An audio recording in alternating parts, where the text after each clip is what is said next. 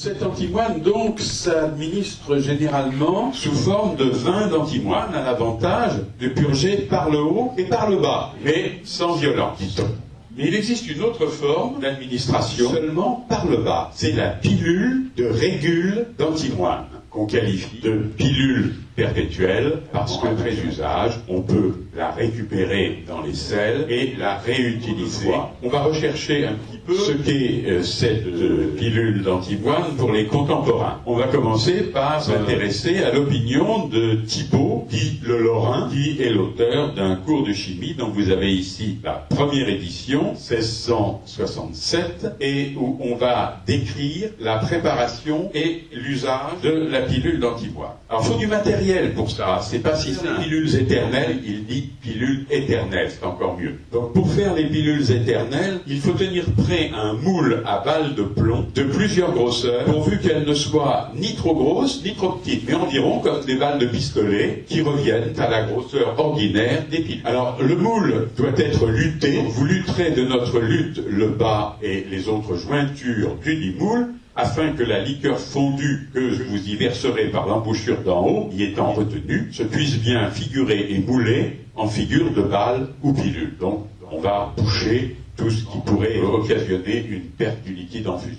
La matière première, c'est le régule d'antimoine, c'est-à-dire l'antimoine métallique. Puis vous prendrez tant qu'il vous le plaira du dit régule et le mettrez dans une cuillère de fer ayant un petit bec. Mettez cette cuillère sur une cuvette au fourneau du grand feu de roue et de suppression ou au four à vent et couvrez la dite cuillère d'un tuyau qui ne soit pas humide, crainte qu'il ne vienne à se casser et à s'éclater dans l'air et par aventure de blesser quelqu'un. Alors voilà le four à vent. Donc ça c'est tiré de la deuxième édition du cours de chimie de Thibaut dit le Lorrain, et c'est le four à vent qui doit être utilisé. Alors il faut procéder à la fusion. Jetez du charbon sur la cuillère ainsi couvert et donnez ainsi non seulement un feu de suppression totale, mais un feu de fonte jusqu'à ce que la matière soit bien fondue et toute rouge et de plus éclatante comme le mercure coulant. Après on coule. Alors versez la dite matière doucement dans votre moule, puis retirez vos balles qui tiennent toutes l'une à l'autre. Puis c'est un moule pour faire plusieurs pilules. Donc il y a des petites parties métalliques qui relient les différentes balles qu'on a fabriquées. Et donc il faut ensuite procéder à l'ébarbage. Séparez-les avec un couteau et les arrondissez parfaitement en séparant toute leur inégalité qui pourrait blesser la gorge, l'ésophage, le ventricule, les boyaux et le siège. Maintenant, on vient à l'administration et à l'opération. Une de ces pilules peut servir à purger à jamais, la retirant des selles, la lavant et la redonnant toujours à d'autres maladies. Alors c'est malade qu'il faut dire, car une seule pilule d'une drachme pour des personnes adultes a même vertu que sa dose ordinaire de vin émétique et opère tout autant que si vous faisiez prendre plusieurs des dites pilules à la fois. Il est évident que c'est une pilule réutilisable. Mais est-ce qu'on peut vraiment la qualifier de perpétuelle? Alors perpétuelle a deux significations.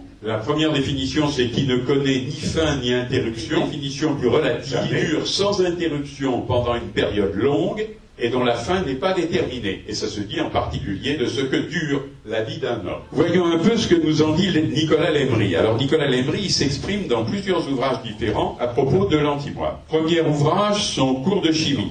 Il n'y a pas une rubrique spéciale, pilule d'antimoine, mais à propos du régule d'antimoine, il va donner la définition suivante. Si on le fait refondre et qu'on le forme en bas de la grosseur d'une pilule, on aura la pilule perpétuelle, c'est-à-dire qu'étant prise et rendue 50 fois, aura purgé à chaque fois, et à peine est-il sensible qu'elle soit diminuée. Une nouvelle piste. Alors il va nous expliquer l'activité purgative. Lorsqu'on avale la pilule perpétuelle, elle est entraînée par sa pesanteur.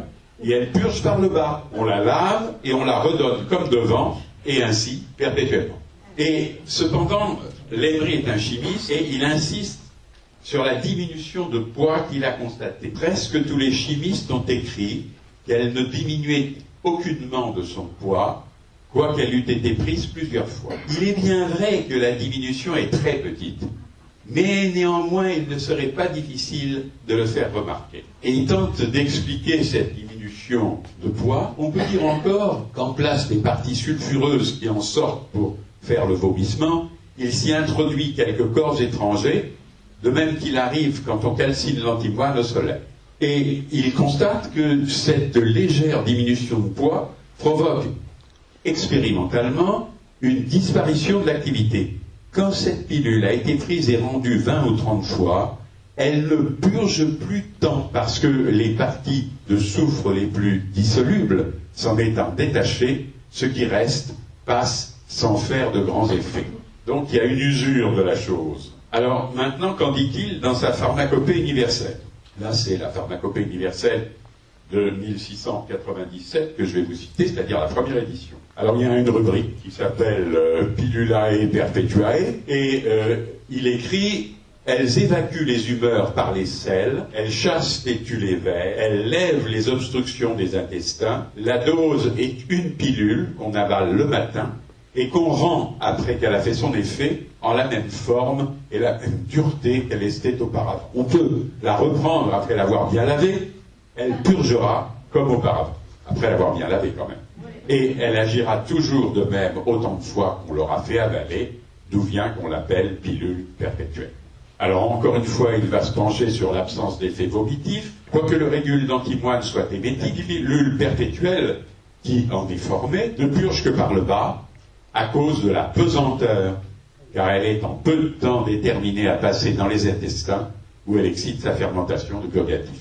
Donc elle ne reste pas assez longtemps au niveau de l'estomac pour provoquer le vomissement. Alors il revient sur cette affaire de perte de poids. Après que la pilule perpétuelle a été prise et rendue 80 ou 100 fois, et qu'elle a produit à chaque fois son effet purgatif, il ne paraît guère qu'elle ait diminué de poids, ce qui a fait dire à quelques chimistes que l'antimoine ne produisait ses effets que par une irradiation qui ne dépendait point de la matière. À l'appui de cela, il va dire que si on prend des pilules d'argent, eh bien ça n'a pas le même effet. Alors il répond à cela, donc une explication si relevée ne satisfera guère un physicien. Il vaut mieux dire qu'à la place de ce qui est sorti de la balle de régule, il est entré d'autres corpuscules qui ont suppléé à la pesante. Là où il en va en parler le plus longuement, c'est dans son traité de l'antimoine qu'il publie en 1707. Alors il rappelle la préparation. Au lieu d'utiliser un moule pour faire plusieurs balles à la fois, il utilise un moule qui ne fait qu'une balle. On forme dans des moules du régule d'antimoine en petites balles, lesquelles on appelle pilules perpétuelles, parce qu'elles ont la figure et la grosseur de pilules ordinaires. Donc vous avez ici deux des moules qu'on peut voir, celui-ci dans l'édition de 1696 cours de chimie, et celui-ci dans l'édition de 1687 du cours de chimie. Alors, je rappelle les conditions d'utilisation. Étant petites et rendues par le bas et bien lavées, elles sont en état d'être prises de rechef et de purger comme auparavant, ce qu'on peut continuer ou réitérer une infinité de fois sans qu'elles paraissent avoir en rien diminué de volume. Alors il parle encore de l'action vomitive qui est supprimée, en n'en prend d'ordinaire qu'une à chaque fois, et il est remarquable qu'encore que le régule soit vomitif dans toute sa substance, la balle ne purge que par le bas, avec douceur, sans exciter aucun vomissement. Alors il explique la douceur de cette activité. La raison en est qu'à cause de sa pesanteur, elle ne séjourne point assez dans l'estomac pour qu'il s'en puisse détacher à cette partie sulfureuse des salines qui est en picote et irrite les fibres. Elle se précipite dans les intestins où, étant arrêtée en quelque façon à cause des convolutions, elle a plus le temps d'y produire son effet purgatif, mais elle ne purge pas abondamment parce qu'elle y demeure encore trop peu pour pénétrer et dissoudre beaucoup d'humeurs. Et alors cette affaire de la dose unique, 2 balles de régule, prises l'une immédiatement après l'autre, ne donnerait guère plus de purgation qu'une seule, parce que la première étant poussée par la seconde, elle se précipiterait avec trop de vigueur et elle ne pourrait pas demeurer assez longtemps dans les intestins pour y communiquer leur vertu purgative. Une suffit. Alors il souligne le caractère perpétuel. Au reste, il n'y a pas de purgatif qui soit en état de faire un plus grand progrès que celui-ci, car une seule balle de régule d'antimoine, passant d'une famille à l'autre, serait capable de procurer sa vertu évacuante à plusieurs générations. Il signale quand même que ce caractère perpétuel présente des limites. Quoique la balle ait été prise et rendue un grand nombre de fois, paraissent n'avoir diminué ni en volume ni en poids, j'ai pourtant aperçu une légère diminution de sa pesanteur, et je crois qu'il s'en est fait une plus grande, mais qu'en la place des parties sulfureuses et salines qui en sont sorties et qui ont fait des purgations, il s'y est introduit des corps étrangers, ce qui m'a confirmé dans ce sentiment et que quand la balle a servi 30 fois, elle ne purge plus tant qu'elle le faisait. Alors il y a tout de même un moyen de récupérer la pilule d'antimoine pour s'en resservir. Après 30 passages, on remédie à cet accident en la limant doucement tout autour pour en emporter seulement la superficie dans laquelle il s'était apparemment attaché quelques crasses. Elle devient ensuite aussi purgative qu'au commencement. Alors il est intéressant de voir ce qu'un clinicien pense de cette pilule perpétuelle. C'est Guillaume Lamy qui publie sa dissertation sur l'antimoine en 1682. Lui aussi pense qu'il y a une diminution de substance, mais cela ne repose pas sur une pesée, cela repose sur une argumentation de clinicien. Il ne faut pourtant pas s'imaginer qu'elle ne perdra rien de sa substance, car autrement elle n'agirait pas, puisqu'il n'y a jamais d'action sans mouvement, et que la pilule de régule n'a d'autre mouvement que celui de sa pesanteur, qui ne suffit pas à purger. Alors qu'en est-il quelques années plus tard, en 1715, Antoine Dédier va publier sa chimie raisonnée. On fait encore, avec le régule d'antimoine, les pilules perpétuelles, en jetant le régule en fusion dans des moules ordinaires où l'on fait les balles de plomb. On les appelle pilules perpétuelles parce qu'on peut s'en servir fort longtemps sans qu'elles perdent leur vertu purgative. Elles semblent ne rien diminuer de leur poids, soit parce que quelques parties des ferments digestifs se mêlant avec les pilules réparent la perte des parties qui s'en sont séparées, soit parce que les particules qu'elles perdent ne sont pas capables de faire aucune diminution de poids sensible. On remarque que ces pilules, quoique composées de régules émétiques, ne purgent que par le bas, parce que leur poids les entraînant dans les intestins, elles ne restent pas assez longtemps dans l'estomac pour produire le vomissement qui ne manque pas d'arriver lorsqu'on avale la poudre de ces mêmes pilules. Le régule d'antimoine réduit en poudre présente plusieurs surfaces à la matière chileuse, et par là il fermente tout à coup de la manière qu'il faut pour produire le vomissement que les pilules perpétuelles ne pourraient faire, quand même elles séjourneraient longtemps dans l'estomac. Donc ça c'est une autre idée, c'est la division du régule d'antimoine qui provoque l'activité, le fait que la pilule soit dense empêche cela, la surface est trop faible. Alors on arrive en 1734 ici, avec Paul-Jacques Malouin qui publie son traité de chimie, et on commence à l'époque à abandonner l'usage de la pilule perpétuelle. Je ne parle point des pilules conformes du régule d'antimoine, on ne peut trop en blâmer l'usage, elles sont surtout pernicieuses à ceux qui ont des hernies intestinales. Et alors l'encyclopédie est encore plus méchante à l'égard des pilules perpétuelles. À l'article régule d'antimoine, elle dit « Il sert aussi à composer des balles qu'on nomme pilules perpétuelles. Les pilules perpétuelles sont pernicieuses. » C'est tout. Et on arrive à Bouchardard, dans ce manuel de matière médicale. Et il va parler, on employait en médecine l'antimoine métallique, on faisait de petites balles que l'on avalait et que l'on rendait par les selles à peu près telles qu'on les avait prises.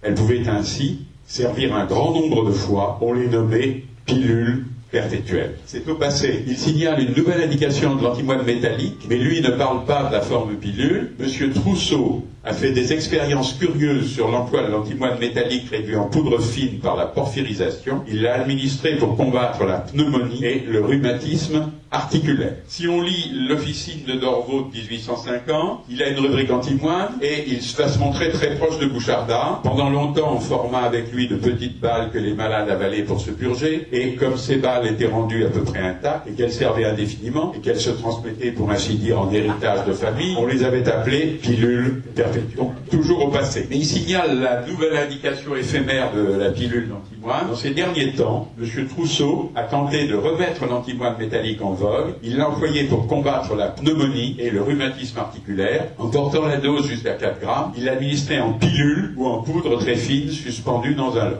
On va regarder maintenant Soubeyran et Regnault en 1886, que l'antimoine métallique a été jadis administré à l'intérieur. En ce temps, on faisait avaler, dit la légende, de petites balles d'antimoine qui, rendues dans les selles, pouvaient être utilisées indéfiniment. Nos aïeux avaient trouvé, pour ce remède économique, le nom significatif de pilule perpétuelle. Donc c'est vraiment du passé, peut-être même de la légende. Alors ils vont aussi signaler cette tentative éphémère de Trousseau. L'antimoine métallique n'est plus utilisé en médecine, cependant Trousseau l'a prescrit quelquefois à haute dose, 4 grammes, dans le traitement de la pneumonie et du rhumatisme articulaire aigu. Il l'a administré tantôt sous forme de pilule, tantôt à l'état de suspension dans un loch ou dans un musique. Et là aussi, c'est le passé. Donc le caractère de la pilule perpétuelle était du passé. Alors ce caractère perpétuel se révèle finalement abusif de deux façons différentes. Elle n'est pas inerte et diminue de poids au cours de son utilisation. Et puis son emploi en thérapeutique, lui, est loin d'avoir été perpétuel puisqu'il n'a été en fait qu'éphémère.